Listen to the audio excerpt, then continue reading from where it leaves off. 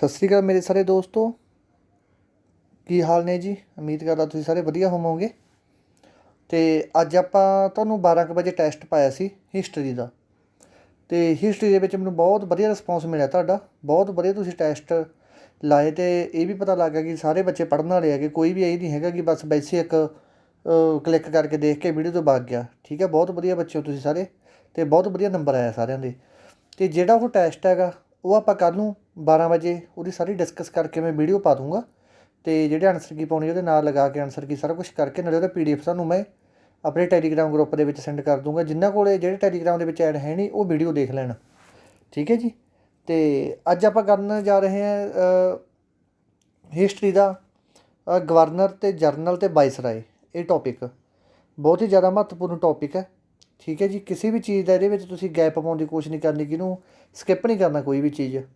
ਠੀਕ ਹੈ ਜੀ। ਅਤੇ ਧਿਆਨ ਨਾਲ ਪੜ੍ਹਨਾ ਸਾਰੀਆਂ ਚੀਜ਼ਾਂ, ਅਤੇ ਕਿਸੇ ਨੂੰ ਵੀ ਕਿਸੇ ਵੀ ਤਰ੍ਹਾਂ ਦੀ ਪ੍ਰੋਬਲਮ ਹੁੰਦੀ ਉਹਨੂੰ ਟੈਲੀਗ੍ਰਾਮ 'ਤੇ ਮੈਸੇਜ ਕਰ ਲਿਆ ਕਰੋ। ਠੀਕ ਹੈ ਜੀ।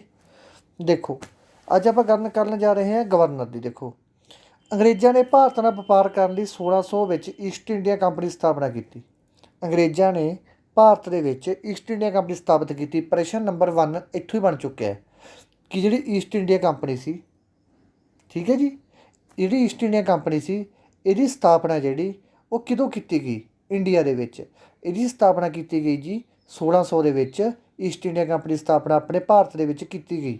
ਦੇਖੋ, ਜਦੋਂ ਅੰਗਰੇਜ਼ ਭਾਰਤ ਦੇ ਵਿੱਚ ਐਂਟਰ ਕਰ ਗਏ, ਜਦੋਂ ਅੰਗਰੇਜ਼ ਭਾਰਤ ਦੇ ਵਿੱਚ ਉਸ ਟਾਈਮ ਕੀ ਹੋਇਆ ਕਿ ਮੁਗਲ ਬਾਦਸ਼ਾਹ ਰਾਜ ਕਰ ਰਿਹਾ ਸੀ ਦਿੱਲੀ 'ਤੇ। ਦਿੱਲੀ ਦੇ ਵਿੱਚ ਮੁਗਲ ਬਾਦਸ਼ਾਹ ਜਹਾਂਗੀਰ ਦਾ ਰਾਜ ਸੀ। ਪ੍ਰਸ਼ਨ ਇੱਥੋਂ ਇਹ ਬਣ ਸਕਦਾ ਗਾ, ਜਦੋਂ ਈਸਟ ਇੰਡੀਆ ਕੰਪਨੀ ਆਈ ਸੀ ਤਾਂ ਉਹਨੂੰ ਕੰਪਨੀ ਲਾਉਣ ਦੀ ਅਨੁਮਤੀ ਕਿਹਨੇ ਦਿੱਤੀ ਸੀ? ਅਨੁਮਤੀ ਦਿੱਤੀ ਸੀ ਜੀ ਆਪਣੇ ਮੁਗਲ ਬਾਦਸ਼ਾਹ ਜਹਾਂਗੀਰ ਨੇ। ਜਹਾਂਗੀਰ ਜੀ ਨੇ ਕਿਹਾ ਸੀ ਕਿ ਤੁਸੀਂ ਭਾਈ ਇੱਥੇ ਈਸਟ ਇੰਡੀਆ ਕੰਪਨੀ ਲਗਾ ਸਕਦੇ ਹੋ, ਤੁਹਾਨੂੰ ਮਤਲਬ ਮੈਂ ਪਰਮਿਸ਼ਨ ਦਿੰਦਾ ਗਾ। 1600 ਦੇ ਵਿੱਚ ਈਸਟ ਇੰਡੀਆ ਕੰਪਨੀ ਆਈ ਸੀ, ਪਰਮਿਸ਼ਨ ਕਿਹਨੇ ਦਿੱਤੀ ਸੀ? ਜਹਾਂਗੀਰ ਨੇ। ਬਸ ਦੋ ਚੀਜ਼ਾਂ ਬਣ ਗਈਆਂ, ਦੋ ਪ੍ਰਸ਼ਨ ਬਣ ਗਏ ਇਹਦੇ ਵਿੱਚੋਂ। ਇਸ ਤੋਂ ਅੱਗੇ, ਇਸ ਤੋਂ ਬਾਅਦ ਪ੍ਰਸ਼ਨ ਡਾਇਰੈਕਟ ਇਹ ਪੁੱਛਿਆ ਜਾਂਦਾ ਹੁੰਦਾ ਕਿ ਜਿਹੜੀ ਪਲਾਸੀ ਲੜਾਈ ਸੀ, ਇਹ ਪਲਾਸੀ ਲੜਾਈ ਹੋਈ ਕਦੋਂ ਸੀ? ਪਲਾਸੀ ਲੜਾਈ ਕਿਵੇਂ ਹੋਈ ਸੀ? ਦੇਖੋ, ਪਹਿਲਾਂ ਤਾਂ ਇਹ ਸਮਝੋ, ਅੰਗਰੇਜ਼ਾਂ ਨੇ ਈਸਟ ਇੰਡੀਆ ਕੰਪਨੀ ਲਾ ਲਈ। ਈਸਟ ਇੰਡੀਆ ਕੰਪਨੀ ਲਾਉਣ ਤੋਂ ਬਾਅਦ ਅੰਗਰੇਜ਼ਾਂ ਨੇ ਕੀ ਕੀਤਾ? ਬੰਗਾਲ 'ਤੇ ਹੌਲੀ ਹੌਲੀ ਜਿਹੜਾ ਉਹਦੇ ਪੈਰ ਪਸਾਰ ਲਏ ਉਹਨਾਂ ਨੇ ਬੰਗਾਲ ਦੇ ਵਿੱਚ। ਮੁੜ ਕੇ ਉਹਨਾਂ ਨੇ ਬੰਗਾਲ 'ਤੇ ਹਮਲਾ ਕਰਤਾ। ਜਦੋਂ ਬੰਗਾਲ 'ਤੇ ਉਹਨਾਂ ਨੇ ਹਮਲਾ ਕਰਤਾ, ਇਹ ਜਿਹੜਾ ਹਮਲਾ ਹੋਇਆ ਸੀ ਇਹਨੂੰ ਕਿਹਾ ਜਾਂਦਾ ਸੀ 1757 ਦੇ ਵਿੱਚ ਹੋਇਆ ਸੀ। ਇਹਨੂੰ ਕਿਹਾ ਜਾਂਦਾ ਸੀ ਪਲਾਸੀ ਦੀ ਲੜਾਈ। ਦੇਖੋ ਜੀ, ਠੀਕ ਹੈ। ਦੂਸਰੀ ਗੱਲ, ਜਿਹੜਾ ਇਹ ਯੁੱਧ ਲੜਿਆ ਸੀ, ਇਹ ਕਿਹੜਾ ਇਹ ਯੁੱਧ ਦੇ ਵਿੱਚ ਮਤਲਬ ਇਹਨਾਂ ਸਾਰੇ ਜਿਹੜੇ ਸੈਨਿਕ ਸੀ ਅੰਗਰੇਜ਼ਾਂ ਦੇ, ਉਹਨੂੰ ਕੌਣ ਲੀਡ ਕਰ ਰਿਹਾ ਸੀ? ਉਹਨਾਂ ਦਾ ਮੁਖੀ ਕੌਣ ਸੀ? ਉਹਨਾਂ ਦਾ ਮੁਖੀ ਹੈਗਾ ਸੀ ਆਪਣਾ ਰੋਬਰਟ ਕਲਾਈਵ। ਓਕੇ ਜੀ। ਇਸ ਤੋਂ ਬਾਅਦ ਕੀ ਹੋਇਆ? ਜਦੋਂ ਰੋਬਰਟ ਕਲਾਈਵ ਦੇ ਅੰਤਰਗਤ ਇਹ ਅੰਗਰੇਜ਼ਾਂ ਨੇ ਮਤਲਬ ਇਹ ਜਿਹੜਾ ਯੁੱਧ ਸੀ ਜਿੱਤ ਲਿਆ। ਇਸ ਤੋਂ ਬਾਅਦ ਜਿਹੜੀ ਅੰਗਰੇਜ਼ੀ ਸਰਕਾਰ ਸੀ, ਬ੍ਰਿਟਿਸ਼ ਸਰਕਾਰ ਕਹਿੰਦੇ ਨੇ ਜਿਹਨੂੰ ਆਪਾਂ, ਅੰਗਰੇਜ਼ੀ ਸਰਕਾਰ ਨੇ ਖੁਸ਼ ਹੋ ਕੇ ਕੀ ਕਰਿਆ? ਜਿਹੜਾ ਆਪਣਾ ਰੋਬਰਟ ਕਲਾਈਵ ਸੀ ਇਹਨੂੰ ਕੀ ਬਣਾਤਾ? ਬੰਗਾਲ ਦਾ ਗਵਰਨਰ। ਇਹ ਗੱਲ ਮੇਰੇ ਬੱਚੇ ਹੁਣ ਸੁਣਨ ਵਾਲੀ ਹੈ, ਧਿਆਨ ਨਾਲ ਸੁਣ ਲਓ ਹੁਣ ਕੀ ਗੱਲ ਕਹਿ ਰਿਹਾ ਮੈਂ ਕਿਹਾ ਬੰਗਾਲ ਦਾ ਗਵਰਨਰ। ਠੀਕ ਹੈ ਜੀ। ਮੈਂ ਬੰਗਾਲ ਦਾ ਗਵਰਨਰ ਜਨਰਲ ਨਹੀਂ ਕਿਹਾ, ਇਹ ਗੱਲ ਧਿਆਨ ਨਾਲ ਸੁਣ ਲਓ। ਓਨਲੀ ਬੰਗਾਲ ਦਾ ਗਵਰਨਰ। ਜੇ ਬੰਗਾਲ ਦਾ ਗਵਰਨਰ ਦੇ ਨਾਲ ਜਰਨਲ ਜੁੜ ਗਿਆ ਤਾਂ ਉਹਦਾ ਆਨਸਰ ਵੀ ਬਦਲ ਜੂ ਨਾਲ ਦੇ ਨਾਲ। ਉਹਦਾ ਆਨਸਰ ਕੀ ਆ ਜੂਗਾ? Born Hasting. ਠੀਕ ਹੈ ਜੀ। ਹੁਣ ਤੱਕ ਜਿੰਨਾ ਮੈਂ ਕਰਵਾਇਆ ਧਿਆਨ ਨਾਲ ਸੁਣ ਲਓ। ਇਹਦੇ ਵਿੱਚੋਂ ਕਿਹੜੇ ਕਿਹੜੇ ਵਿਸ਼ੇ ਬਣਨਗੇ ਹੁਣ ਧਿਆਨ ਨਾਲ ਸੁਣੋ। ਅੰਗਰੇਜ਼ਾਂ ਨੇ ਈਸਟ ਇੰਡੀਆ ਕੰਪਨੀ ਕਦੋਂ ਲਾਈ ਸੀ? 1600 ਦੇ ਵਿੱਚ। ਪਰਮਿਸ਼ਨ ਕਿਹਨੇ ਦਿੱਤੀ ਸੀ? ਮੁਗਲ ਬਾਦਸ਼ਾਹ ਜਹਾਂਗੀਰ ਨੇ। ਠੀਕ ਹੈ ਜੀ। ਇਸ ਤੋਂ ਬਾਅਦ ਪਲਾਸੀ ਲੜਾਈ ਹੋਈ। ਕਦੋਂ ਹੋਈ? 1757 ਦੇ ਵਿੱਚ। ਯੁੱਧ ਕਿਹਦੇ ਦੁਆਰਾ ਜਿੱਤਿਆ ਗਿਆ? ਅੰਗਰੇਜ਼ਾਂ ਦੁਆਰਾ। ਯੁੱਧ ਨੂੰ ਲੀਡ ਕੌਣ ਕਰ ਰਿਹਾ ਸੀ? Robert Clive. ਰੋਬਰਟ ਕਲਾਈਵ ਨੂੰ ਖੁਸ਼ ਹੋ ਕੇ ਅੰਗਰੇਜ਼ੀ ਸਰਕਾਰ ਨੇ ਕੀ ਲਾਤਾ ਜੀ? ਬੰਗਾਲ ਦਾ ਪਹਿਲਾ ਗਵਰਨਰ। ਜਰਨਲ ਨਹੀਂ ਲਾਉਣਾ, ਓਨਲੀ ਪੰਜਾਬ ਦਾ ਪਹਿਲਾ ਗਵਰਨਰ, ਭਾਰਤ ਦਾ ਓਨਲੀ ਬੰਗਾਲ ਦਾ ਪਹਿਲਾ ਗਵਰਨਰ ਲਾਤਾ। ਓਕੇ ਜੀ। ਇਸ ਤੋਂ ਬਾਅਦ ਆਹ ਚੀਜ਼ਾਂ ਧਿਆਨ ਨਾਲ ਦੇਖੋ। ਸਭ ਤੋਂ ਪਹਿਲਾਂ ਕੀ ਹੋਇਆ? ਸਭ ਤੋਂ ਪਹਿਲਾਂ 1757 ਪਲਾਸੀ ਲੜਾਈ ਹੋਣ ਤੋਂ ਬਾਅਦ ਅਤੇ 1772 ਤੱਕ ਤੁਹਾਨੂੰ ਪਤਾ ਕਿ ਜਿਹੜਾ ਸਭ ਤੋਂ ਉੱਚਾ ਪਦ ਹੁੰਦਾ ਸੀ ਅੰਗਰੇਜ਼ੀ ਸਰਕਾਰ ਦਾ, ਸਭ ਤੋਂ ਉੱਚਾ ਪਦ ਹੁੰਦਾ ਸੀ, ਜਿਵੇਂ ਅੱਜ ਦੇ ਟਾਈਮ ਦੇ ਵਿੱਚ ਆਪਾਂ CM ਕੈਪਟਨ ਅਮਰਿੰਦਰ ਸਿੰਘ ਹੋ ਗਏ, ਜਿਵੇਂ CM ਹੋ ਗਿਆ, ਠੀਕ ਹੈ, ਉਹਦਾ ਪਦ ਉੱਚਾ ਹੈਗਾ। ਉਹ ਟਾਈਮ ਦੇ ਵਿੱਚ ਜਿਹੜਾ ਬੰਗਾਲ ਦਾ ਸਭ ਤੋਂ ਉੱਚਾ ਪਦ ਸੀ ਜਾਂ ਅੰਗਰੇਜ਼ੀ ਸਰਕਾਰ ਦਾ ਸਭ ਤੋਂ ਉੱਚਾ ਪਦ ਸੀ, ਉਹ ਹੈਗਾ ਸੀ ਬੰਗਾਲ ਦਾ ਗਵਰਨਰ। ਇਹ ਜਿਹੜਾ ਪਦ ਸੀ ਬੰਗਾਲ ਦਾ ਗਵਰਨਰ ਦਾ, ਇਹ 1757 ਤੋਂ 1772 ਤੱਕ ਚੱਲਿਆ। ਇਹ ਚੀਜ਼ ਯਾਦ ਕਰਨ ਦੀ ਕੋਈ ਲੋੜ ਨਹੀਂ ਕਿਦੋਂ ਤੱਕ ਚੱਲਿਆ ਕਿਦੋਂ ਤੱਕ ਨਹੀਂ ਚੱਲਿਆ। ਬਸ ਤਾਂ ਇਹ 'ਚ ਪ੍ਰਸ਼ਨ ਕੀ ਬਣੂਗਾ, ਇਹ 'ਚ ਪ੍ਰਸ਼ਨ ਹੁਣ ਤੱਕ ਇਹੀ ਬਣਿਆ ਕਿ ਈਸਟ ਇੰਡੀਆ ਕੰਪਨੀ ਕਦੋਂ ਸਥਾਪਨਾ ਹੋਈ ਸੀ, ਦੂਸਰੀ ਉਹਨਾਂ ਨੂੰ ਪਰਮਿਸ਼ਨ ਕਿਹਨੇ ਦਿੱਤੀ ਸੀ, ਤੀਸਰੀ ਪਲਾਸੀ ਲੜਾਈ ਕਦੋਂ ਹੋਈ ਸੀ, ਅਤੇ ਬੰਗਾਲ ਦਾ ਗਵਰਨਰ ਕੌਣ ਸੀ। ਬਸ 4 ਪ੍ਰਸ਼ਨ ਬਣਨਗੇ ਅਤੇ ਆਹ ਡੇਟ ਯਾਦ ਕਰਨ ਦੀ ਲੋੜ ਨਹੀਂ, ਸਿਰਫ ਤੁਹਾਨੂੰ ਸਮਝਾਉਣ ਵਾਸਤੇ ਕਰਿਆ। ਇਸ ਤੋਂ ਬਾਅਦ ਗੱਲ ਆ ਗਈ 1773 ਤੋਂ ਲੈ ਕੇ 1832 ਤੱਕ। ਇਹਦੇ ਵਿੱਚ ਕੀ ਹੋਇਆ ਸੀ ਮੇਰੇ ਦੋਸਤੋ, ਦੇਖੋ ਸੁਣੋ। 1772 ਦੇ ਵਿੱਚ ਨਾ ਕੀ ਹੋਇਆ, ਰੈਗੂਲੇਟਿੰਗ ਐਕਟ ਪਾਸ ਹੋ ਗਿਆ ਸੀ। ਅੱਧੀਆਂ ਬੁੱਕਾਂ ਦੇ ਵਿੱਚ 1773 ਵੀ ਦਿੱਤਾ ਹੋਇਆ, ਅੱਧੀਆਂ ਦੇ 1700, ਠੀਕ ਹੈ ਜੀ। ਪਰ ਜਿਹੜਾ ਅਸਲ ਦੇ ਵਿੱਚ ਮਾਨਤਾ ਪ੍ਰਾਪਤ ਹੈ ਉਹ ਹੈਗਾ 1773 ਰੈਗੂਲੇਟਿੰਗ ਐਕਟ। ਆਹ 1772 ਨਹੀਂ ਲਾਉਣਾ, 1773 ਰੈਗੂਲੇਟਿੰਗ ਐਕਟ ਕਦੋਂ ਪਾਸ ਹੋਇਆ ਸੀ, 1773 ਦੇ ਵਿੱਚ। ਹੁਣ ਦੇਖੋ ਜਦੋਂ ਰੈਗੂਲੇਟਿੰਗ ਐਕਟ ਪਾਸ ਹੋ ਗਿਆ, ਇਸ ਤੋਂ ਬਾਅਦ ਕੀ ਹੋਇਆ, ਅੰਗਰੇਜ਼ਾਂ ਨੇ ਕੀ ਕੀਤਾ, ਅੰਗਰੇਜ਼ਾਂ ਨੇ ਬੰਗਾਲ ਦਾ ਜਿਹੜਾ ਗਵਰਨਰ ਬਣਦਾ ਹੁੰਦਾ ਸੀ, ਉਹਦਾ ਬੰਗਾਲ ਦੇ ਗਵਰਨਰ ਦਾ ਪਦ ਤਾਂ ਇਹਨਾਂ ਨੇ ਕਰਤਾ ਖਤਮ। ਉਹਦੀ ਥਾਂ 'ਤੇ ਕੀ ਬਣਾਤਾ, ਭਾਰਤ ਦਾ ਗਵਰਨਰ ਜਨਰਲ। ਠੀਕ ਹੈ ਜੀ, ਉਹਦੀ ਥਾਂ 'ਤੇ ਕੀ ਕਰਤਾ ਇਹਨਾਂ ਨੇ, ਭਾਰਤ ਦਾ ਗਵਰਨਰ ਜਨਰਲ, ਇਹ ਪਦ ਕਰਤਾ। ਠੀਕ ਹੈ ਜੀ, ਪਹਿਲਾਂ ਤਾਂ ਹੈਗਾ ਸੀ ਬੰਗਾਲ ਦਾ ਗਵਰਨਰ, ਮੁੜ ਕੇ ਕੀ ਕਰਤਾ, ਭਾਰਤ ਦਾ ਗਵਰਨਰ ਜਨਰਲ। ਠੀਕ ਹੈ ਜੀ, ਇਹ ਗੱਲ ਤਾਂ ਇੱਥੇ ਧਿਆਨ ਨਾਲ ਸੁਣ ਲਓ ਤੁਸੀਂ। ਨਹੀਂ ਇਹ ਥੋੜ੍ਹੀ ਬੱਚੇ ਮਿਸਟੇਕ ਹੋ ਗਈ। ਦੇਖੋ ਆਹ ਸੀ ਬੰਗਾਲ ਦਾ ਗਵਰਨਰ ਜਨਰਲ। ਪਹਿਲਾਂ ਕੀ ਕਿਹਾ ਜਾਂਦਾ ਸੀ, ਦੇਖੋ ਪਹਿਲਾਂ ਕਿਹਾ ਜਾਂਦਾ ਸੀ ਇਹਨਾਂ ਨੂੰ 1757 ਤੋਂ ਲੈ ਕੇ 1772 ਤੱਕ ਬੰਗਾਲ ਦਾ ਗਵਰਨਰ। ਇਸ ਤੋਂ ਬਾਅਦ ਕੀ ਕਿਹਾ ਜਾਣ ਲੱਗ ਪਿਆ, ਇਸ ਤੋਂ ਬਾਅਦ ਕਿਹਾ ਜਾਣ ਲੱਗ ਪਿਆ ਜਦੋਂ 1773 ਈਸਵੀ ਦੇ ਵਿੱਚ ਰੈਗੂਲੇਟਿੰਗ ਐਕਟ ਪਾਸ ਹੋ ਗਿਆ। ਠੀਕ ਹੈ ਜੀ, ਉਹ ਐਕਟ ਦੇ ਵਿੱਚ ਦੱਸੋ ਤੁਹਾਨੂੰ ਕੀ ਚੀਜ਼ਾਂ, ਉਦੋਂ ਕੀ ਕਿਹਾ ਜਾਣ ਲੱਗ ਗਿਆ, ਬੰਗਾਲ ਦਾ ਗਵਰਨਰ ਜਨਰਲ, ਜਨਰਲ ਨਾਲ ਐਡ ਹੋ ਗਿਆ। ਇਸ ਤੋਂ ਬਾਅਦ 1833 ਦੇ ਵਿੱਚ ਕੀ ਹੋਇਆ, 1833 ਦੇ ਵਿੱਚ ਨਾ ਇੱਕ ਚਾਰਟਰ ਐਕਟ ਸੀ, ਚਾਰਟਰ ਐਕਟ। ਇੱਕ ਪ੍ਰਸ਼ਨ ਇਹ ਵੀ ਆ ਸਕਦਾ ਸੀ ਚਾਰਟਰ ਐਕਟ ਕਦੋਂ ਪਾਸ ਹੋਇਆ ਸੀ, ਇਹ ਹੋਇਆ ਸੀ 1833 ਦੇ ਵਿੱਚ। ਜਦੋਂ ਇਹ ਐਕਟ ਪਾਸ ਹੋ ਗਿਆ ਤਾਂ ਇਹਨਾਂ ਨੇ ਕੀ ਕੀਤਾ, ਇਹਨਾਂ ਨੇ ਉਦੋਂ ਬੰਗਾਲ ਦਾ ਗਵਰਨਰ ਜਨਰਲ ਦਾ ਪਦਵੀ ਵੀ ਖਤਮ ਕਰਤੀ, ਉਹਦੀ ਥਾਂ 'ਤੇ ਕੀ ਕਰਤਾ ਜੀ ਇਹਨਾਂ ਨੇ ਕਰਤਾ ਭਾਰਤ ਦਾ ਗਵਰਨਰ ਜਨਰਲ। ਪ੍ਰਸ਼ਨ ਇਹ ਪੁੱਛਿਆ ਜਾ ਸਕਦਾ ਕਿ ਕਿਹੜਾ ਐਕਟ ਸੀ ਜਿਹੜੀ ਅੰਗਰੇਜ਼ ਸਰਕਾਰ ਲੈ ਕੇ ਆਈ ਸੀ ਜਿਸ ਤੋਂ ਬਾਅਦ ਭਾਰਤ ਦਾ ਗਵਰਨਰ ਜਨਰਲ ਬਣਨ ਲੱਗ ਪਿਆ, ਉਹ ਹੈਗਾ ਸੀ ਆਪਣਾ ਚਾਰਟਰ ਐਕਟ। ਰੈਗੂਲੇਟਿੰਗ ਐਕਟ ਦੇ ਬਾਅਦ ਕੀ ਬਣਨ ਲੱਗ ਗਿਆ ਸੀ, ਬੰਗਾਲ ਦਾ ਗਵਰਨਰ ਜਨਰਲ। ਠੀਕ ਹੈ ਜੀ, ਇਹ ਐਕਟ ਵੀ ਨਾਲ ਨਾਲ ਯਾਦ ਰੱਖਣੇ ਆ। ਇਸ ਤੋਂ ਬਾਅਦ ਗੱਲ ਆ ਗਈ 1858 ਤੋਂ ਲੈ ਕੇ 1946 ਤੱਕ।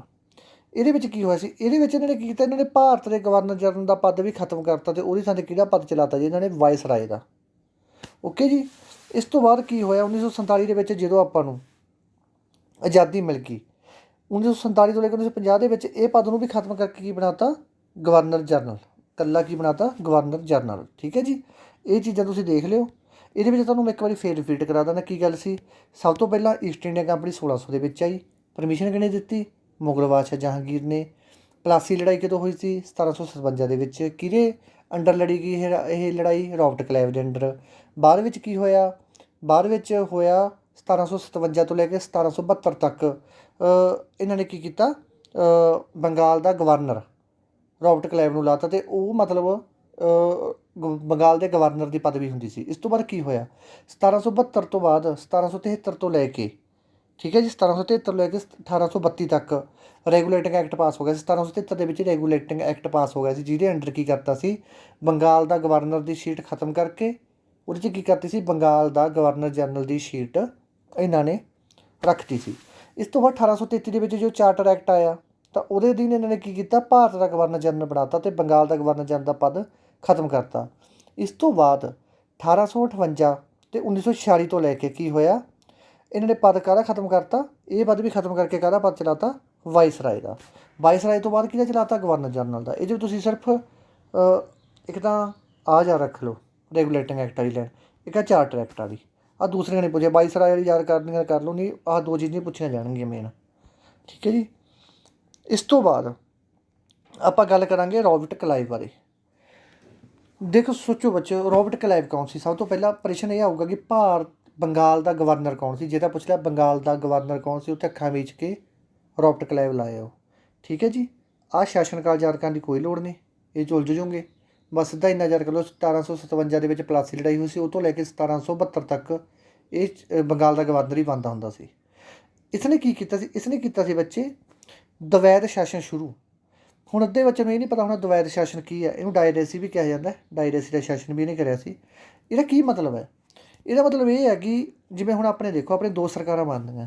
ਇੱਕ ਸਰਕਾਰ ਤਾਂ ਬੈਠੀ ਹੈ ਆਪਣੀ ਕੇਂਦਰ ਦੇ ਵਿੱਚ, ਇੱਕ ਬੈਠੀ ਹੈ ਆਪਣੀ ਸਟੇਟ ਦੇ, ਆਪਣੇ ਪੰਜਾਬ ਦੇ ਵਿੱਚ, ਜਿਹਨੂੰ ਆਪਾਂ ਸਟੇਟ ਦੀ ਸਰਕਾਰ ਕਹਿ ਦਿੰਦੇ ਹਾਂ। ਠੀਕ ਹੈ, ਇਹਦੇ ਵਿੱਚ ਕੀ ਕੰਮ ਹੈ? ਅੱਧੇ ਜਿਹੜੇ ਮਸਲੇ ਆ ਉਹ ਤਾਂ ਇਹ ਨਿਬੇੜਦੀ ਹੈ ਸਰਕਾਰ। ਜਿਹੜੇ ਵੱਡੇ ਮਸਲੇ ਹੁੰਦੇ ਆ ਉਹ ਨਿਬੇੜਦੀ ਹੈ ਕੇਂਦਰ ਦੀ ਸਰਕਾਰ। ਉਹੀ ਸੇਮ ਟੂ ਸੇਮ ਪ੍ਰੋਸੈਸ ਇਹਦਾ ਸੀ ਕਿ ਜਿਹੜੇ ਕੋਈ ਛੋਟੇ ਮੋਟੇ ਕੰਮ ਹੁੰਦੇ ਸੀ, ਲੋਕਾਂ ਦੀਆਂ ਗਲੀਆਂ ਨਾਲੀਆਂ ਦੇ ਸਮਝ ਲਓ ਕਿ ਛੋਟੇ ਮੋਟੇ ਕੰਮ ਹੁੰਦੇ ਸੀ, ਉਹਦਾ ਰੋਬਰਟ ਕਲਾਈ ਵੀ ਸਾਂਭ ਲੈਂਦਾ ਸੀ। ਜਾਂ ਕਿਸੇ ਦਾ ਕੋਈ ਕਾਰਡ ਬਣਾਉਣਾ ਹੈ, ਕਿਸੇ ਦਾ ਕੋਈ ਮਤਲਬ ਕਾਗਜ਼ ਪੱਤਰ ਕਰਨਾ, ਉਹ ਸਾਰੇ ਕੰਮ ਇਹ ਕਰਦਾ ਸੀ। ਅਤੇ ਜਿਹੜਾ ਕੋਈ ਵੱਡਾ ਕੰਮ ਹੁੰਦਾ ਸੀ, ਜਿਵੇਂ ਫੌਜ ਦਾ ਸਾਰਾ ਹਿਸਾਬ ਕਿਤਾਬ ਰੱਖਣਾ, ਫੌਜ ਵਿੱਚ ਭਰਤੀ ਕਰਨੀ, ਜਾਂ ਈਸਟ ਇੰਡੀਆ ਕੰਪਨੀ ਦਾ ਨਿਰੀਖਣ ਕਰਨਾ, ਜਾਂ ਜਿਹੜਾ ਲੋਕਾਂ ਨੂੰ ਟੈਕਸ ਲੈਣਾ ਸੀ, ਉਹ ਕੁਛ ਸਾਰਾ ਕੁਛ ਕਰਨਾ, ਉਹ ਕੰਮ ਹੈਗਾ ਸੀ ਕੰਪਨੀ ਕੋਲ।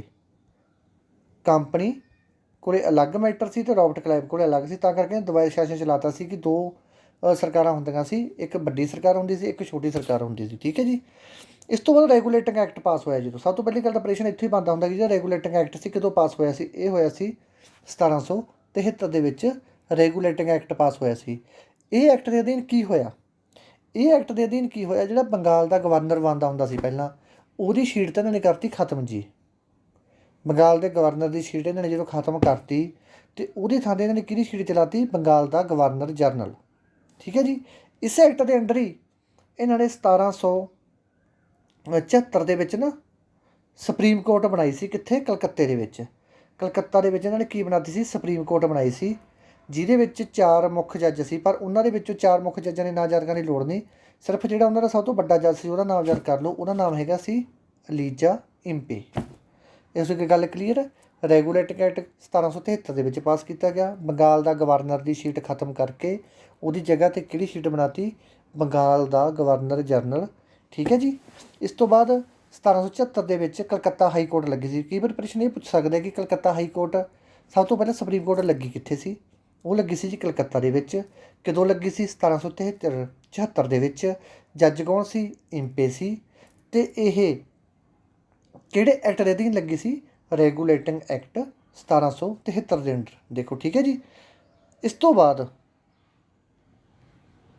ਬਾਅਦ ਕੀ ਗੱਲ ਹੋ ਗਈ?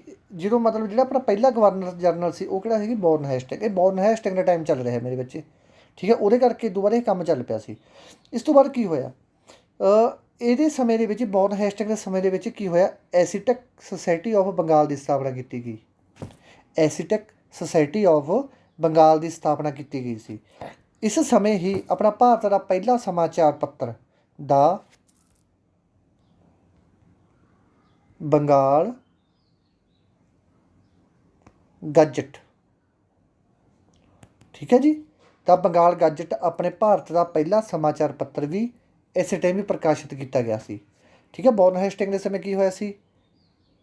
ਕਲਕੱਤਾ ਦੇ ਵਿੱਚ ਹਾਈ ਕੋਰਟ, ਗਵਰਨਰ ਜਨਰਲ ਬਣਨ ਲੱਗ ਪਿਆ, ਐਸੀਟੈਕ ਸੁਸਾਇਟੀ ਆਫ ਬੰਗਾਲ ਦੀ ਸਥਾਪਨਾ ਹੋਈ, ਅਤੇ ਕੀ ਹੋਇਆ? ਆਪਣਾ ਪਹਿਲਾ ਸਮਾਚਾਰ ਪੱਤਰ ਭਾਰਤ ਦਾ ਬੰਗਾਲ ਗਜਟ ਵੀ ਉਦੋਂ ਹੀ ਪਾਸ ਹੋਇਆ।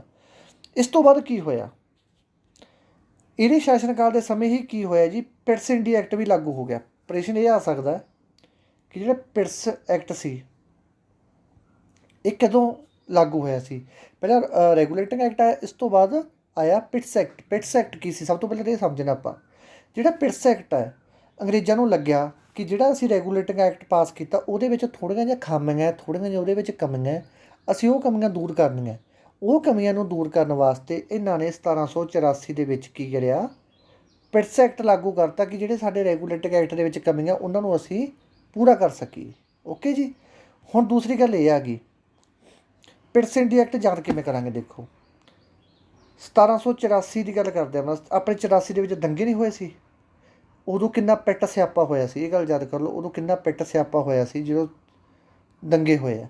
ਠੀਕ ਹੈ। ਉਸੇ ਗੱਲ ਨੂੰ ਲੈ ਕੇ ਚੱਲ ਪਓ ਕਿ ਪਿਟਸ ਇੰਡੀਆ ਐਕਟ ਵੀ 1784 ਦੇ ਵਿੱਚ ਆਇਆ ਸੀ। ਉਹ ਤਾਂ ਹੋਇਆ ਸੀ 1984 ਦੇ ਵਿੱਚ, ਪਰ ਜਿਹੜਾ ਪਿਟਸ ਇੰਡੀਆ ਐਕਟ ਹੈ 1784 ਦੇ ਵਿੱਚ। 84 ਤੋਂ ਪਿਟਸ ਇੰਡੀਆ ਐਕਟ ਯਾਦ ਕਰ ਲਿਓ। ਇਸ ਤੋਂ ਬਾਅਦ ਇਹਦੇ ਸਮੇਂ ਹੀ ਪ੍ਰਸ਼ਨ ਇਹ ਆ ਸਕਦਾ ਕਿ ਜਿਹੜਾ ਪਹਿਲਾ ਐਂਗਲੋ ਮਰਾਠਾ ਯੁੱਧ ਹੋਇਆ ਸੀ, ਪਹਿਲਾ ਐਂਗਲੋ ਮਰਾਠਾ ਯੁੱਧ ਹੋਇਆ ਸੀ, ਇਹ ਕਿਸੇ ਸ਼ਾਸਨ ਕਾਲ ਦੇ ਵਿੱਚ ਹੋਇਆ ਸੀ? ਇਹ ਹੋਇਆ ਸੀ ਜੀ ਬੌਰਨ ਹੈਸਟਿੰਗ ਦੇ ਸਮੇਂ ਦੇ ਵਿੱਚ ਹੋਇਆ ਸੀ। ਓਕੇ ਜੀ। ਇਹ ਜਿਹੜਾ ਇੱਕ ਪ੍ਰਸ਼ਨ ਤਾਂ ਇਹ ਪੁੱਛ ਸਕਦੇ ਆ ਕਿ ਪਹਿਲਾ ਐਂਗਲੋ ਮਰਾਠਾ ਵਾਰ ਯੁੱਧ ਕਿਹਦੇ ਸਮੇਂ ਦੇ ਵਿੱਚ ਹੋਇਆ ਸੀ? ਵਾਰਨ ਹੈਸਟਿੰਗ ਦੇ ਸਮੇਂ। ਦੂਸਰਾ ਇਹ ਪੁੱਛ ਸਕਦਾ ਕਦੋਂ ਸ਼ੁਰੂ ਹੋਇਆ ਸੀ? 1775 ਦੇ ਵਿੱਚ। ਤੀਸਰਾ ਇਹ ਪ੍ਰਸ਼ਨ ਬਣ ਸਕਦਾ ਹੈਗਾ ਕਿ ਸਲਵਾਈ ਦੀ ਸੰਧੀ ਕਦੋਂ ਹੋਈ ਸੀ? ਸਲਵਾਈ ਦੀ ਸੰਧੀ ਵੀ ਇਹਦੇ ਟਾਈਮ ਦੇ ਵਿੱਚ ਹੀ ਹੋਈ ਸੀ, ਵਾਰਨ ਹੈਸਟਿੰਗ ਦੇ ਸਮੇਂ। ਸਲਵਾਈ ਦੀ ਸੰਧੀ ਦੇ ਨਾਲ ਹੀ ਐਂਗਲੋ ਮਰਾਠਾ ਯੁੱਧ ਮਤਲਬ ਸੀ ਜਿਹੜਾ ਉਹਨੂੰ ਖਤਮ ਕੀਤਾ ਗਿਆ ਸੀ। ਠੀਕ ਹੈ ਜੀ, 1782 ਦੇ ਵਿੱਚ ਇਹ ਯੁੱਧ ਖਤਮ ਕਰ ਦਿੱਤਾ ਸੀ। ਇਸ ਦੇ ਦੌਰਾਨ ਇੱਕ ਦੂਸਰਾ ਯੁੱਧ ਹੋਇਆ ਸੀ। ਉਹ ਦੂਸਰਾ ਯੁੱਧ ਕਿਹੜਾ ਸੀ? ਉਹ ਹੈਗਾ ਸੀ ਜੀ ਐਂਗਲੋ ਮੈਸੂਰ ਵਾਰ ਵੀ ਕਹਿੰਦੇ ਨੇ, ਯੁੱਧ ਵੀ ਕਹਿ ਦਿੰਦੇ ਆ। ਇਹ 1780 ਦੇ ਵਿੱਚ ਸ਼ੁਰੂ ਹੋਇਆ ਸੀ। ਇਹਨੂੰ ਮੰਗਲੂਰ ਦੀ ਸੰਧੀ ਦੁਆਰਾ ਖਤਮ ਕੀਤਾ ਗਿਆ ਸੀ। ਪ੍ਰਸ਼ਨ ਇਹ ਆ ਸਕਦਾ ਗਾ ਜਿਹੜਾ ਐਂਗਲੋ ਮੈਸੂਰ ਯੁੱਧ ਸੀ ਇਸ ਨੂੰ ਕਿਸ ਦੀ ਸੰਧੀ ਦੁਆਰਾ ਖਤਮ ਕੀਤਾ ਗਿਆ ਸੀ? ਮੰਗਲੂਰ ਦੀ ਸੰਧੀ ਦੁਆਰਾ। ਜਾਂ ਇਹ ਵੀ ਪੁੱਛ ਸਕਦੇ ਆ ਕਿ ਜਿਹੜੀ ਮੰਗਲੂਰ ਦੀ ਸੰਧੀ ਹੈ ਇਹ ਕਿਹੜੇ ਗਵਰਨਰ ਜਨਰਲ ਦੇ ਸਮੇਂ ਦੇ ਵਿੱਚ ਹੋਈ ਸੀ? ਓਕੇ ਜੀ। ਇਸ ਤੋਂ ਬਾਅਦ ਕੀ ਹੋਇਆ? ਜਿਹੜਾ ਪਿਟਸ ਇੰਡੀਆ ਐਕਟ ਸੀ ਇਹਦੇ ਵਿੱਚ ਜਿਹੜੇ ਅੰਗਰੇਜ਼ ਰੂਲ ਲੈ ਕੇ ਆਏ ਸੀ ਨਾ, ਉਹ ਅੰਗਰੇਜ਼ ਉਹ ਰੂਲ ਲੈ ਕੇ ਆਏ ਸੀ ਇਹਦੇ ਵਿੱਚ ਕਿ ਆਪ ਦੇ ਫਾਇਦੇ ਵਾਸਤੇ ਸਾਰੇ ਰੂਲ ਲੈ ਕੇ ਆਏ ਸੀ ਕਿ ਉਹਨਾਂ ਨੇ ਆਮ ਜਨਤਾ ਦਾ ਕੁਛ ਨਹੀਂ ਸੋਚਿਆ, ਸਿਰਫ ਆਪ ਦੇ ਫਾਇਦੇ ਸੋਚੇ ਸੀ। ਆਪ ਦੀ ਇੱਕ ਤਰ੍ਹਾਂ ਦੀ ਸਿਕਿਉਰਿਟੀ ਬਣਾ ਲਈ ਸੀ ਆਪਦੀ ਸਰਕਾਰ 'ਤੇ। ਸਮਝ ਲਓ ਕਿ ਮੈਂ ਆਪਦੇ ਘਰੇ ਰਹਿੰਦਾ, ਠੀਕ ਹੈ, ਮੈਂ ਆਪਦੀ ਰੂਲ ਬਣਾ ਲਾਂ, ਮੇਰੀ ਏਰੀਏ 'ਚ ਮੇਰੀ ਚੱਲਦੀ ਹੋਵੇ ਕਿ ਇੱਥੇ ਮੇਰੇ ਪੁੱਛੇ ਬਿਨਾਂ ਕਿਸੇ ਨੇ ਆਉਣਾ ਨਹੀਂ, ਇੱਥੇ ਮੇਰੇ ਕਿਸੇ ਪੁੱਛੇ ਬਿਨਾਂ ਮੇਰੀ ਕੰਧ 'ਤੇ ਕਿਸੇ ਨੇ ਹੱਥ ਨਹੀਂ ਲਾਉਣਾ, ਠੀਕ ਹੈ ਜੀ, ਮੇਰੇ ਬਾਹਰ ਘਰ ਵੱਲ ਕਿਸੇ ਨੇ ਝਾਕਣਾ ਨਹੀਂ। ਇਹ ਕੰਮ ਕਰਤੇ ਸੀ ਇਹਨਾਂ ਨੇ ਕਿ ਆਪਦੇ ਇੱਕ ਰੂਲ ਬਣਾਤੇ ਸੀ ਕਿ ਸਾਡੀ ਸਰਕਾਰ ਹੋਰ ਮੌਜੂਦ ਹੋ ਜੇ, ਹੋਰ ਮਜ਼ਬੂਤ ਹੋ ਜੇ। ਪਰ ਜਿਹੜਾ ਵਾਰਨ ਹੈਸਟਿੰਗ ਸੀ ਇਹ ਬੰਦਾ ਅਸੂਲਾਂ ਦਾ ਸਹੀ ਸੀ। ਇਹਨੇ ਇਹ ਗੱਲ ਕਹੀ ਕਿ ਕਹਿੰਦਾ ਤੁਸੀਂ ਆਪ ਦੀ ਤਾਂ ਸੁਣ ਲਈ ਪਰ ਤੁਸੀਂ ਲੋਕਾਂ ਵੱਲ ਵੀ ਦੇਖੋ ਕਿ ਲੋਕਾਂ ਦਾ ਵੀ ਬੁਰਾ ਹਾਲ ਹੋ ਰਿਹਾ ਹੈਗਾ। ਪਰ ਅੰਗਰੇਜ਼ਾਂ ਨੇ ਇਹਦੀ ਗੱਲ ਦਾ ਵਿਰੋਧ ਕੀਤਾ ਅਤੇ ਮਹਾਭਿਯੋਗ ਚਲਾਤਾ ਸੀ। ਪਰ ਇਹ ਬਾਅਦ ਵਿੱਚ ਬਰੀ ਹੋ ਗਿਆ ਇੰਗਲੈਂਡ ਦੇ ਵਿੱਚ ਜਾ ਕੇ। ਅਤੇ ਇਹ ਪ੍ਰਸ਼ਨ ਵੀ ਪੁੱਛਿਆ ਜਾ ਸਕਦਾ ਕਿ ਉਹ ਕਿਹੜਾ ਪਹਿਲਾ ਗਵਰਨਰ ਜਨਰਲ ਸੀ ਅੰਗਰੇਜ਼ ਜਿਹਦੇ ਮਹਾਭਿਯੋਗ ਦਾ ਮਤਾ ਚੱਲਿਆ ਸੀ? ਉਹ ਚੱਲਿਆ ਸੀ ਜੀ ਵਾਰਨ ਹੈਸਟਿੰਗ 'ਤੇ। ਠੀਕ ਹੈ ਜੀ। ਇੱਥੋਂ ਤੱਕ ਕਿਸੇ ਨੂੰ ਪ੍ਰੋਬਲਮ ਹੋਵੇ ਤਾਂ ਮੈਂ ਦੁਬਾਰਾ ਇੱਕ ਵਾਰੀ ਫਿਰ ਦੱਸ ਦਿੰਦਾ। ਈਸਟ ਇੰਡੀਆ ਕੰਪਨੀ 1600 ਦੇ ਵਿੱਚ ਆਈ ਸੀ, ਜਹਾਂਗੀਰ ਨੇ ਪਰਮਿਸ਼ਨ ਦਿੱਤੀ ਸੀ। ਪਲਾਸੀ ਲੜਾਈ ਹੋਈ ਸੀ 1757 ਦੇ ਵਿੱਚ। ਰੋਬਰਟ ਕਲਾਈਵ ਦੇ ਅੰਦਰ ਇਹ ਯੁੱਧ ਲੜਿਆ ਗਿਆ ਸੀ। ਇਸ ਤੋਂ ਬਾਅਦ 1757 ਤੋਂ ਲੈ ਕੇ 1772 ਤੱਕ ਕੀ ਹੋਇਆ ਸੀ? ਬੰਗਾਲ ਦਾ ਗਵਰਨਰ ਬਣਦਾ ਹੁੰਦਾ ਸੀ। 1773 ਤੋਂ ਲੈ ਕੇ 1832 ਤੱਕ ਕੌਣ ਬਣਨ ਲੱਗ ਗਿਆ? ਬੰਗਾਲ ਦਾ ਗਵਰਨਰ ਜਨਰਲ। ਅਤੇ 1833 ਤੋਂ ਲੈ ਕੇ 1857 ਤੱਕ ਕੌਣ ਬਣਨ ਲੱਗ ਗਿਆ? ਭਾਰਤ ਦਾ ਗਵਰਨਰ ਜਨਰਲ। ਇਸ ਤੋਂ ਬਾਅਦ ਬਣਨ ਲੱਗ ਗਿਆ ਵਾਇਸਰਾਏ ਅਤੇ ਇਸ ਤੋਂ ਬਾਅਦ ਬਣਨ ਲੱਗ ਗਿਆ ਜਨਰਲ। ਰੋਬਰਟ ਕਲਾਈਵ ਬਾਰੇ ਤੁਹਾਨੂੰ ਦੱਸਤਾ, ਦਵੈਤ ਸ਼ਾਸਨ ਚਲਾਇਆ ਸੀ। ਅਤੇ ਦਵੈਤ ਸ਼ਾਸਨ ਦੇ ਵਿੱਚ ਤੁਹਾਨੂੰ ਦੱਸਤਾ ਕੀ ਚੀਜ਼ ਸੀ? ਰੈਗੂਲੇਟਿੰਗ ਐਕਟ ਤੁਸੀਂ ਚੰਗੀ ਤਰ੍ਹਾਂ ਯਾਦ ਕਰ ਲਓ, ਵਾਰਨ ਹੈਸਟਿੰਗ ਦੇ ਸਮੇਂ ਲਾਗੂ ਹੋਇਆ ਸੀ। ਇਹ ਚੀਜ਼ ਤੁਹਾਨੂੰ ਸਰਵਾਰੀ ਕਰਵਾਤੀ ਮੈਂ। ਇਸ ਤੋਂ ਬਾਅਦ ਜੀ ਆਪਾਂ ਆ ਗਏ ਲਾਰਡ ਕਾਰਨਵਾਲਿਸ। ਠੀਕ ਹੈ ਜੀ, ਕਿਹਦੇ 'ਤੇ ਆ ਗਏ ਆਪਾਂ? Lord Cornwallis. ਦੇਖੋ ਲਾਰਡ ਕਾਰਨਵਾਲਿਸ ਦਾ ਇੱਕ ਤਾਂ ਤੁਸੀਂ ਸਮਾਂ ਯਾਦ ਕਰਨ ਦੀ ਕੋਸ਼ਿਸ਼ ਜ਼ਰੂਰ ਕਰਿਓ ਨਾਲ ਇਹਨਾਂ ਦਾ। ਵਾਰਨ ਹੈਸਟਿੰਗ ਦਾ ਸਿੱਧੀ ਯਾਦ ਕਰਨਾ ਹੋਊਗਾ ਕਿ ਵਾਰਨ ਹੈਸਟਿੰਗ ਕਦੋਂ ਆਇਆ ਸੀ? ਜਦੋਂ ਰੈਗੂਲੇਟਿੰਗ ਐਕਟ ਪਾਸ ਕੀਤਾ ਸੀ। ਰੈਗੂਲੇਟਿੰਗ ਐਕਟ 1773 ਦੇ ਵਿੱਚ ਪਾਸ ਕੀਤਾ ਸੀ, 1774 ਦੇ ਵਿੱਚ ਬਣ ਗਿਆ ਸੀ, 1785 ਤੱਕ ਇਹਨੇ ਰਾਜ ਕੀਤਾ। ਠੀਕ ਹੈ ਜੀ। ਅਤੇ ਹੁਣ ਗੱਲ ਆ ਗਈ ਆਪਣੇ ਲਾਰਡ ਕਾਰਨਵਾਲਿਸ ਦੀ। ਕਾਰਨਵਾਲਿਸ ਦਾ ਸਮਾਂ ਕੀ ਸੀ? 1786 ਤੋਂ 93। ਓਕੇ ਜੀ। ਇਹਨਾਂ ਨੂੰ ਕੀ ਕਿਹਾ ਜਾਂਦਾ? ਇਹਨਾਂ ਨੂੰ ਸਿਵਲ ਸੇਵਾ ਅਤੇ ਪੁਲਿਸ ਦਾ ਪਿਤਾਮਾ ਵੀ ਕਿਹਾ ਜਾਂਦਾ। ਜਿਹਦੀ ਤੁਸੀਂ ਪੁਲਿਸ ਦੀ ਤਿਆਰੀ ਕਰਦੇ ਹੋ ਨਾ, ਪੰਜਾਬ ਪੁਲਿਸ ਦੀ ਲਾ ਲਓ ਜਾਂ ਕਿਤੇ ਵੀ ਸਾਰੇ ਇੰਡੀਆ ਦੇ ਵਿੱਚ ਕਿਤੇ ਪੁਲਿਸ ਦੀ ਗੱਲ ਕਰਦੇ ਹੋ, ਪੁਲਿਸ ਜਿਹੜੀ ਪਿਤਾ ਗਾ ਪੁਲਿਸ ਦੀ ਖੋਜ ਕਿਹਨੇ ਕਰੀ ਸੀ ਜਾਂ ਪੁਲਿਸ ਜਿਹੜੀ ਸੰਸਥਾ ਇਹਦਾ ਸੰਸਥਾਪਕ ਕੌਣ ਸੀ? ਇਹਦਾ ਸੰਸਥਾਪਕ ਹੈਗਾ ਸੀ ਜੀ ਆਪਣਾ ਲਾਰਡ ਕਾਰਨਵਾਲਿਸ। ਇਹਨੇ ਸਥਾਈ ਬੰਦੋਬਸਤ ਚਲਾਇਆ ਸੀ ਜਿਹਨੂੰ ਆਪਾਂ ਕੀ ਕਹਿੰਦੇ ਹਾਂ? Permanent settlement.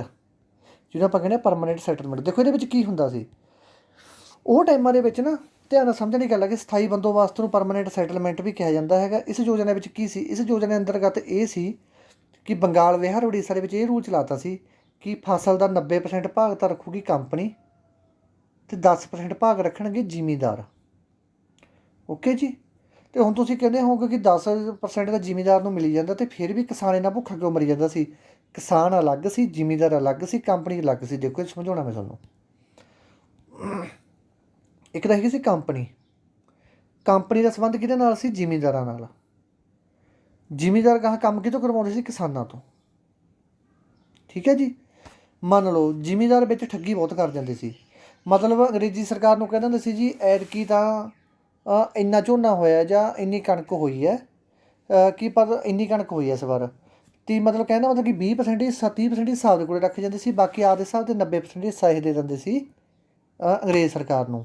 ਸਮਝ ਲਓ ਕਿ ਚੱਲ 100% ਮੰਨ ਲਓ, 100% ਦੇ ਵਿੱਚੋਂ 90% ਹਿੱਸਾ ਦਿੱਤਾ ਇਹਨਾਂ ਨੇ ਅੰਗਰੇਜ਼ ਸਰਕਾਰ ਨੂੰ, 10% ਹਿੱਸਾ ਆਪਦੇ ਕੋਲ ਰੱਖ ਲਿਆ। ਉਹਦੇ ਵਿੱਚੋਂ ਜਿਹੜਾ ਬੰਦਾ, ਜਿਹੜਾ ਕਿਸਾਨ ਸਾਰਾ ਸਾਲ ਖੇਤੀ ਕਰਦਾ ਸੀ, ਧੁੱਪੇ ਖਪਦਾ ਸੀ, ਆਪਦਾ ਖੂਨ ਪਸੀਨਾ ਵਹਾਉਂਦਾ ਸੀ, ਉਹ ਬੰਦੇ ਨੂੰ ਇਹ ਕੀ ਆਪਦੀ ਮਰਜ਼ੀ ਨਾਲ ਕਿਤੇ 1% ਦੇਤਾ ਜਾਂ 2% ਦਿੱਤੇ, ਇਸ ਤੋਂ ਵੱਧ ਨਹੀਂ ਦਿੰਦੇ ਸੀ। ਜ਼ਿਮੀਂਦਾਰਾਂ ਦਾ ਕੀ ਕੰਮ ਸੀ, ਕਿਉਂਕਿ ਜਦੋਂ ਜ਼ਿਮੀਂਦਾਰਾਂ ਨੂੰ ਜਿਹੜੀ ਪਾਵਰ ਦਿੱਤੀ ਹੋਈ ਸੀ ਉਹ ਅੰਗਰੇਜ਼ ਸਰਕਾਰ ਨੇ ਦਿੱਤੀ ਹੋਈ ਸੀ, ਤਾਂ ਕਰਕੇ ਇਹ ਕਿਸਾਨਾਂ ਦਾ ਪੂਰੀ ਤਰ੍ਹਾਂ ਨਾਲ ਸ਼ੋਸ਼ਣ ਕਰ ਰਹੇ ਸੀ। ਕਿਸਾਨ ਤਾਂ ਜਮਾਂ ਦਿਨੋਂ ਦਿਨ ਖਤਮ ਹੁੰਦਾ ਜਾ ਰਿਹਾ ਸੀ ਅਤੇ ਇਹ ਥੋੜ੍ਹੇ ਜਿਹੇ ਮਜ਼ਬੂਤ ਹੁੰਦੇ ਜਾਂਦੇ ਸੀ। ਕੌਣ? ਜ਼ਿਮੀਂਦਾਰ। ਠੀਕ ਹੈ ਜੀ। ਅਤੇ ਜਿਹੜਾ ਇਹ ਸਥਾਈ ਬੰਦੋਬਸਤ ਚਲਾਇਆ ਸੀ, ਜਿਹਨੂੰ ਪਰਮਾਨੈਂਟ ਸੈਟਲਮੈਂਟ ਕਹਿੰਦੇ, ਲਾਰਡ ਕਾਰਨਵਾਲਿਸ ਨੇ ਚਲਾਇਆ ਸੀ। ਜਿਹੜਾ ਇਹ ਬਣਾਇਆ ਸੀ, ਯੋਜਨਾ ਕਿਹਨੇ ਬਣਾਈ? ਪ੍ਰਸ਼ਨ ਇਹ ਬਹੁਤ ਵਾਰੀ ਪੁੱਛਿਆ ਗਿਆ ਕਿ ਜਿਹੜਾ ਸਥਾਈ ਬੰਦੋਬਸਤ ਲਾਗੂ ਤਾਂ ਕਿਹਨੇ ਕੀਤਾ ਸੀ, ਬਣਾਇਆ ਕਿਹਨੇ ਸੀ? ਲਾਗੂ ਤਾਂ ਕੀਤਾ ਸੀ ਲਾਰਡ ਕਾਰਨਵਾਲਿਸ ਨੇ, ਬਣਾਇਆ ਸੀ ਇਹ ਸਰ ਜਾਨ ਸ਼ੋਰ ਮੋਰੇ ਨੇ। ਠੀਕ ਹੈ ਜੀ। ਇਸ ਤੋਂ ਬਾਅਦ ਸ਼੍ਰੀ ਰੰਗਪੰਟਮ ਦੀ ਸੰਧੀ ਹੋਈ ਸੀ ਟੀਪੂ ਸੁਲਤਾਨ ਨਾਲ। ਇਸ ਸਮੇਂ ਕਾਰਨਵਾਲਿਸ ਨੇ ਕਰੀ ਸੀ ਟੀਪੂ ਸੁਲਤਾਨ ਨਾਲ ਸ਼੍ਰੀ ਰੰਗਪਟਮ ਦੀ ਸੰਧੀ। ਹੁਣ ਅੱਧੇ ਨੂੰ ਤਾਂ ਬੱਚਿਆਂ ਨੂੰ ਮੇਰੇ ਨੂੰ ਇਹ ਨਹੀਂ ਪਤਾ ਹੋਣਾ ਸ਼੍ਰੀ ਰੰਗਪਟਮ ਕੀ ਸੀ। ਸ਼੍ਰੀ ਰੰਗਪਟਮ ਦਾ ਇੱਕ ਕਿਲ੍ਹਾ ਹੈਗਾ। ਉਹ ਕਿਲ੍ਹੇ ਦੇ ਵਿੱਚ ਕੌਣ ਕੌਣ ਰਹਿੰਦੇ ਸੀ? ਉਹ ਕਿਲ੍ਹੇ ਦੇ ਵਿੱਚ ਰਹਿੰਦਾ ਸੀ ਟੀਪੂ ਸੁਲਤਾਨ ਅਤੇ ਇਹਦੇ ਫਾਦਰ ਸਾਹਿਬ ਕੌਣ ਸੀ? ਹੈਦਰ ਅਲੀ। ਇਹ ਇਕੱਠੇ ਰਹਿੰਦੇ ਸੀ ਉੱਥੇ। ਅੰਗਰੇਜ਼ਾਂ ਨਾਲ ਇਹਨਾਂ ਦੀ ਬਹੁਤ ਘੱਟ ਬਣਦੀ ਸੀ, ਅਤੇ ਇਸ ਤੋਂ ਬਾਅਦ ਅੰਗਰੇਜ਼ਾਂ ਨਾਲ ਘੱਟ ਬਣਨ ਦੇ ਕਾਰਨ ਅੰਗਰੇਜ਼ਾਂ ਨੇ ਇਹਦੇ ਕਿਲ੍ਹੇ ਦੀ ਘੇਰਾਬੰਦੀ ਕਰ ਲਈ। ਜਦੋਂ ਕਿਲ੍ਹੇ ਦੀ ਘੇਰਾਬੰਦੀ ਕਰ ਲਈ ਅਤੇ ਬਹੁਤ ਚਿਰ ਇਹਨਾਂ ਦਾ ਆਪਸ ਦੇ ਵਿੱਚ ਚੱਲੀ ਗਿਆ ਪ੍ਰੋਸੈਸ, ਲੜਾਈ ਝਗੜੇ ਚੱਲੀ ਗਏ। ਪਰ ਬਾਅਦ ਵਿੱਚ ਇਹਨਾਂ ਨੇ ਸ਼੍ਰੀ ਰੰਗਪਟਮ ਦੀ ਸੰਧੀ ਕਰਕੇ, ਕਾਰਨਵਾਲਿਸ ਦੇ ਨਾਲ ਸਮਝੌਤਾ ਕਰਕੇ ਇਹਨਾਂ ਨੇ ਇਹ ਲੜਾਈ ਖਤਮ ਕਰ ਲਈ। ਇਸ ਤੋਂ ਬਾਅਦ ਗੱਲ ਆ ਗਈ ਸਰ ਜੌਨ ਸ਼ੋਰ। ਇਹਨਾਂ ਦੇ ਬਾਰੇ ਕੁਛ ਸਮਝਣ ਦੀ ਕੋਈ ਜ਼ਿਆਦਾ ਲੋੜ ਨਹੀਂ ਹੈਗੀ ਤੁਹਾਨੂੰ। ਬਸ ਇਹਨਾਂ ਬਾਰੇ ਸਿਰਫ ਇਹੀ ਸਮਝ ਲਓ ਕਿ ਖਾਰਦਾ ਦਾ ਯੁੱਧ ਹੋਇਆ ਸੀ ਜਿਹੜਾ, ਉਹ ਮਰਾਠਿਆਂ ਦੇ ਨਿਜ਼ਾਮ ਦੇ ਵਿੱਚ। ਪ੍ਰਸ਼ਨ ਇੱਕ ਟਾਈਪ ਉਸ ਖਾਰਦਾ ਦਾ ਯੁੱਧ ਕਿਹਦੇ ਵਿਚਕਾਰ ਹੋਇਆ ਸੀ? ਮਰਾਠਾ ਅਤੇ ਨਿਜ਼ਾਮ। ਅਤੇ ਕਿਹਦੇ ਸ਼ਾਸਨ ਕਾਲ ਦੇ ਵਿੱਚ ਹੋਇਆ ਸੀ? ਸਰ ਜੌਨ ਸ਼ੋਰ। ਇਸ ਤੋਂ ਬਾਅਦ ਆ ਗਿਆ ਲਾਰਡ ਵੈਲਜ਼ਲੀ। ਇਹਦਾ ਟਾਈਮ ਕਿਹੜਾ ਸੀ? 1798 ਤੋਂ 1805। ਟਾਈਮ ਪੀਰੀਅਡ ਵੀ ਜ਼ਿਆਦਾ ਯਾਦ ਰੱਖਣ ਦੀ ਕੋਸ਼ਿਸ਼ ਕਰਨੀ, ਜਿਹੜੇ ਮਹੱਤਵਪੂਰਨ ਹੈਗੇ। ਇਹਨੂੰ ਭਾਵੇਂ ਨਾ ਰੱਖੋ ਟਾਈਮ ਪੀਰੀਅਡ ਯਾਦ, ਆਹਦਾ ਯਾਦ ਰੱਖਣਾ ਗਾ, ਪਰ ਜਿਹੜੇ ਮੇਨ ਉਹਨਾਂ ਦੇ ਨਾਮ ਯਾਦ ਕਰ ਲਿਓ। ਬੰਗਾਲ ਦਾ ਸ਼ੇਰ ਕਿਸ ਨੂੰ ਕਿਹਾ ਜਾਂਦਾ? ਡਾਇਰੈਕਟ ਪ੍ਰਸ਼ਨ ਆ ਸਕਦਾ ਪੇਪਰ ਦੇ ਵਿੱਚ ਕਿ ਬੰਗਾਲ ਦਾ ਸ਼ੇਰ ਕਿਸ ਨੂੰ ਕਿਹਾ ਜਾਂਦਾ? ਬੰਗਾਲ ਦਾ ਸ਼ੇਰ ਕਿਹਾ ਜਾਂਦਾ ਜੀ ਲਾਰਡ ਵੈਲਜ਼ਲੀ ਨੂੰ। ਠੀਕ ਹੈ ਜੀ। ਇੱਕ ਇਹਨੇ ਚਲਾਈ ਸੀ ਸਹਾਇਕ ਸੰਧੀ। ਪ੍ਰਸ਼ਨ ਇਹ ਆ ਸਕਦਾ ਕਿ ਸਹਾਇਕ ਸੰਧੀ ਸਭ ਤੋਂ ਪਹਿਲਾਂ ਕਿਹੜੇ ਸ਼ਾਸਕ ਨੇ ਅਪਣਾਈ ਸੀ? ਇਹ ਚਲਾਈ ਸੀ ਜੀ ਹੈਦਰਾਬਾਦ ਨੇ। ਦੇਖੋ ਸਹਾਇਕ ਸੰਧੀ ਕੀ ਸੀ। ਹੁਣ ਸਹਾਇਕ ਸੰਧੀ ਇਹ ਸੰਧੀ ਸੀ ਇੱਕ ਕਿ ਮੰਨ ਲਓ ਮੇਰਾ ਘਰ ਹੈ, ਅੰਗਰੇਜ਼ਾਂ ਨੇ ਕਹਿਤਾ ਕਿ ਭਾਈ ਕਿ ਅਸੀਂ ਸਾਡੇ ਨਾਲ ਸਹਾਇਕ ਸੰਧੀ ਕਰ ਲਾ। ਉਹ ਕਹਿੰਦੇ ਸਹਾਇਕ ਸੰਧੀ ਕੀ ਹੈ? ਉਹ ਕਹਿੰਦਾ ਸਹਾਇਕ ਸੰਧੀ ਹੈ ਕਿ ਅਸੀਂ ਤੈਨੂੰ ਸਿਕਿਉਰਿਟੀ ਦੇਵਾਂਗੇ, ਅਸੀਂ ਤੈਨੂੰ ਸਿਕਿਉਰਿਟੀ ਦੇਵਾਂਗੇ ਕਿ ਤੇਰੇ ਉੱਪਰ ਹੁਕਮ ਤਾਂ ਸਾਡਾ ਚੱਲੂਗਾ, ਪਰ ਤੂੰ ਇੱਕ ਤਰ੍ਹਾਂ ਦਾ ਸ਼ਾਸਨ ਕਰ ਸਕਦਾ ਉਹਦੇ ਏਰੀਏ ਦੇ ਵਿੱਚ। ਤਾਂ ਉਹਨਾਂ ਨੇ ਆਖਿਆ ਕਿਤੇ ਕਿ ਅੰਗਰੇਜ਼ ਸਰਕਾਰ ਮਜ਼ਬੂਤ ਆ ਕਿ ਕਿਤੇ ਮੇਰਾ ਸ਼ਾਸਨ ਦਾ ਜਾਣੀ ਜਾਣਾ, ਕਿਤੇ ਮੈਨੂੰ ਜੇਲ੍ਹ ਹੀ ਨਾ ਹੋ ਜੇ। ਤਾਂ ਉਹਨੇ ਡਰਦੇ ਨੇ ਕੀ ਕਰਿਆ? ਇਹ ਸਹਾਇਕ ਸੰਧੀ ਮੰਨ ਲਈ। ਓਕੇ ਜੀ। ਤਾਂ ਕਰਕੇ ਹੈਦਰਾਬਾਦ ਦਾ ਜਿਹੜਾ ਸ਼ਾਸਕ ਸੀ ਸਭ ਤੋਂ ਪਹਿਲਾਂ, ਉਹਨੇ ਇਹ ਪਟੀਸ਼ਨ ਇਹ ਪੁੱਛਿਆ ਜਾ ਸਕਦਾ ਸਹਾਇਕ ਸੰਧੀ ਸਭ ਤੋਂ ਪਹਿਲਾਂ ਕਿਸ ਨੇ ਅਪਣਾਈ ਸੀ? ਹੈਦਰਾਬਾਦ ਦੇ ਸ਼ਾਸਕ ਨੇ। ਇਸ ਤੋਂ ਬਾਅਦ ਬਸੀਨ ਦੀ ਸੰਧੀ ਵੀ ਹੋਈ ਸੀ। ਪ੍ਰਸ਼ਨ ਇਹ ਸਕਦਾ ਬਸੀਨ ਦੀ ਸੰਧੀ ਕਿਹਦੇ ਸਮੇਂ ਵਿੱਚ ਹੋਈ ਸੀ? ਲਾਰਡ ਵੈਲਜ਼ਲੀ ਦੇ ਸਮੇਂ ਬਸੀਨ ਦੀ ਸੰਧੀ ਹੋਈ ਸੀ। ਇਹ ਸੰਧੀ ਕਿਹਦੇ ਵਿਚਾਲੇ ਹੋਈ ਸੀ? ਇਹ ਅੰਗਰੇਜ਼ਾਂ ਅਤੇ ਬਾਜੀਰਾਓ ਦੇ ਵਿਚਕਾਰ ਹੋਈ ਸੀ। ਠੀਕ ਹੈ ਜੀ। ਇਸ ਤੋਂ ਬਾਅਦ ਇੱਕ ਪਟੀਸ਼ਨ ਲਾਰਡ ਵੈਲਜ਼ਲੀ ਬਾਰੇ ਬਾਹਲਾ ਪੁੱਛਿਆ ਜਾਂਦਾ। ਇਹਨੇ ਕੀ ਕੀਤਾ ਸੀ? ਪ੍ਰੈਸ 'ਤੇ ਪ੍ਰਤੀਬੰਧ ਲਾਤਾ ਸੀ, ਮਤਲਬ ਪ੍ਰੈਸ 'ਤੇ ਪਾਬੰਦੀ ਲਾਤੀ ਸੀ ਇਹਨੇ, ਜਿਹਨੂੰ ਆਪਾਂ ਮੀਡੀਆ ਕਹਿੰਦੇ ਹਾਂ। ਮੀਡੀਆ 'ਤੇ ਪਾਬੰਦੀ ਲਾਤੀ ਸੀ ਇਹਨੇ ਮੀਡੀਆ ਨੂੰ ਇਹ ਕਹਿਤਾ ਸੀ ਕਿ ਭਾਈ ਜਿਹੜੀ ਵੀ ਤੁਸੀਂ ਖਬਰ ਲਾਉਣੀ ਹੈ, ਜੇ ਤੁਹਾਡੀ ਖਬਰ ਅੰਗਰੇਜ਼ ਸਰਕਾਰ ਦੇ 1% ਵੀ ਉਲਟ ਸਾਨੂੰ ਦਿਸ ਗਈ ਤਾਂ ਤੁਹਾਨੂੰ ਫਾਂਸੀ ਦੀ ਸਜ਼ਾ ਦੇ ਦਾਂਗੇ। ਤਾਂ ਇਹਦੇ ਨਾਲ ਕੀ ਹੋਇਆ ਕਿ ਜਿਹੜੇ ਪੱਤਰਕਾਰ ਸੀ ਉਹ ਇੰਨਾ ਡਰ ਗਏ, ਤਾਂ ਉਹ ਸਮਝ ਲਓ ਕਿ ਇੱਕ ਅੰਗਰੇਜ਼ਾਂ ਦਾ ਪੱਖ ਹੀ ਦਿਖਾਉਂਦੇ ਸੀ, ਨਾ ਤਾਂ ਉਹ ਕਿਸਾਨਾਂ ਦਾ ਪੱਖ ਦਿਖਾਉਂਦੇ ਸੀ, ਨਾ ਕਿਸੇ ਮਜ਼ਲੂਮ ਦਾ ਜਿਹਨੇ ਧੱਕਾ ਹੁੰਦਾ ਸੀ ਉਹਦਾ ਪੱਖ ਦਿਖਾਉਂਦੇ ਸੀ। ਸਿਰਫ ਉਹਨਾਂ ਨੇ ਕੀ ਕਰਿਆ ਸੀ? ਅੰਗਰੇਜ਼ਾਂ ਦੀ ਵਾਹ-ਵਾਹ, ਜਿਵੇਂ ਤੁਸੀਂ ਅੱਜ ਦੇ ਟਾਈਮ 'ਚ ਖਬਰਾਂ ਦੇਖਦੇ ਹੋ ਕਿ ਸਾਰੇ TV ਚੈਨਲ ਦੇ ਮੋਦੀ ਮੋਦੀ ਮੋਦੀ ਚੱਲੀ ਜਾਂਦਾ ਗਾ। ਠੀਕ ਹੈ। ਜਿਹੜੀ ਸੱਚੀ ਖਬਰ ਉਹ ਕੋਈ ਨਹੀਂ ਦਿਖਾ ਰਿਹਾ। ਉਹੀ ਸਿਸਟਮ ਸੇਮ ਲਾਰਡ ਵੈਲਜ਼ਲੀ ਨੇ ਕਰਤਾ ਸੀ ਕਿ ਤੁਸੀਂ ਕੋਈ ਵੀ ਖਬਰ ਅੰਗਰੇਜ਼ ਸਰਕਾਰ ਦੀ ਉਲਟ ਨਹੀਂ ਦਿਖਾਉਣੀ, ਹਮੇਸ਼ਾ ਸਾਡੇ ਹੱਕ 'ਚ ਦਿਖਾਉਣੀ ਹੈ। ਪ੍ਰਸ਼ਨ ਇਹ ਪੁੱਛਿਆ ਜਾ ਸਕਦਾ ਹੈਗਾ ਕਿ ਪ੍ਰੈਸ 'ਤੇ ਪਾਬੰਦੀ ਕਿਹਨੇ ਲਾਈ ਸੀ? ਉਹ ਪ੍ਰੈਸ 'ਤੇ ਪਾਬੰਦੀ ਲਾਈ ਸੀ ਇਹਨੇ ਲਾਰਡ ਵੈਲਜ਼ਲੀ ਨੇ। ਇਸ ਤੋਂ ਬਾਅਦ ਆਪਣੇ ਕਿੰਨੇ ਯੁੱਧ ਹੋਏ ਸੀ ਅੰਗਰੇਜ਼ਾਂ ਨੇ ਟੀਪੂ ਸੁਲਤਾਨ ਦੇ ਵਿੱਚ? 4 ਯੁੱਧ ਹੋਏ ਸੀ। ਇੱਕ ਤਾਂ ਹੋਇਆ ਸੀ ਪਹਿਲਾ ਮਸੂਰ ਯੁੱਧ 1767, 1780, 1790, 1799। ਜਿਹੜਾ ਚੌਥਾ ਹੋਇਆ ਸੀ, ਇੱਥੋਂ ਤੱਕ ਕਲੀਅਰ ਹੈ? ਜਿਹੜਾ ਚੌਥਾ ਯੁੱਧ ਹੋਇਆ ਸੀ ਉਹ ਹੋਇਆ ਸੀ 1799 ਦੇ ਵਿੱਚ। ਇੰਨੀਆਂ ਗੱਲਾਂ ਯਾਦ ਕਰ ਲਓ ਪਹਿਲਾਂ ਤਾਂ। ਜਿਹੜਾ ਟੀਪੂ ਸੁਲਤਾਨ ਮਰਿਆ ਸੀ, ਇਹ ਮਰਿਆ ਸੀ ਜੀ ਚੌਥੇ ਯੁੱਧ ਦੇ ਵਿੱਚ।